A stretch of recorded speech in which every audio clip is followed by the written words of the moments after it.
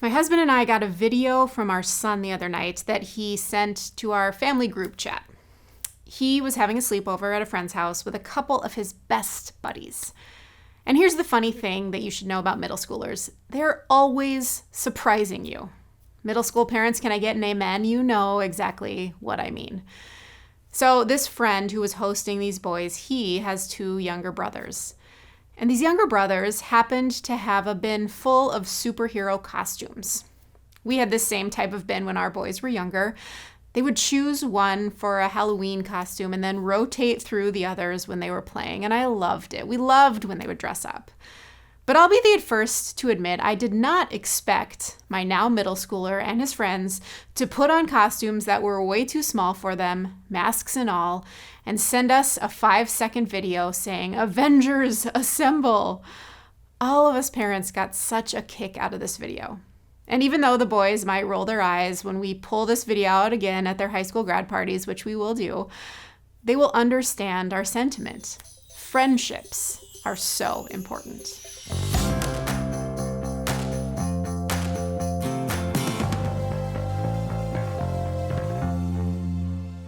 Friendships are important at any phase in life, but they come to the forefront of our kids' and students' lives. And as we're heading back to school, I can guarantee that friendships are on the minds of your kids, your grandkids, and your neighbor kids.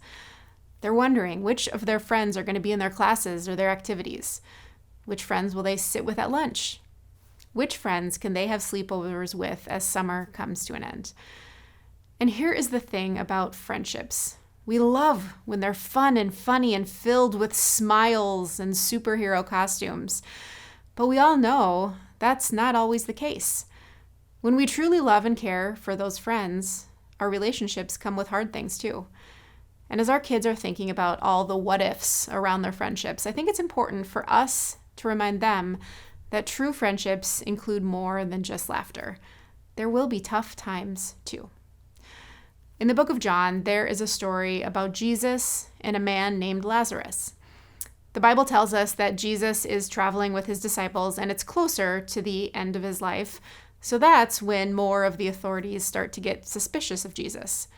There's conflict over the things that Jesus has been teaching and the ways that he's been healing.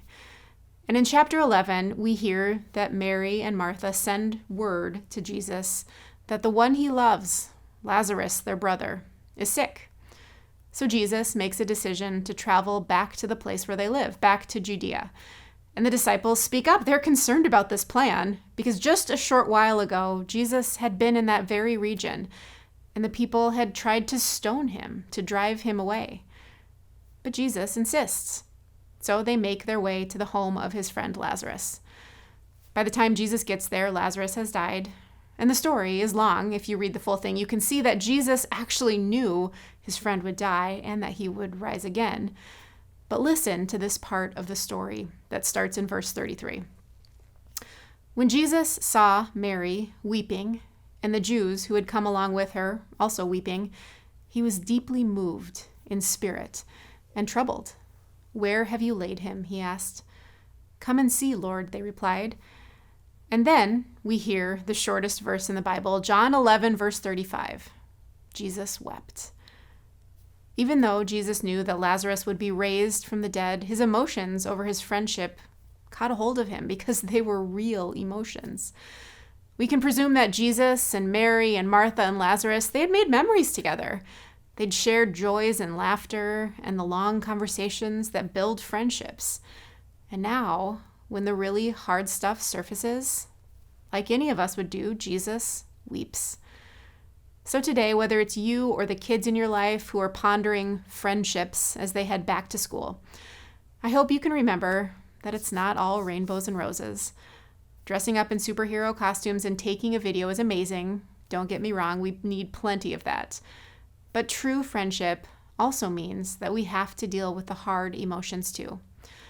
And I wonder, what would it be like if we reminded our kids, reminded ourselves, that even Jesus experienced the hard stuff in friendship too?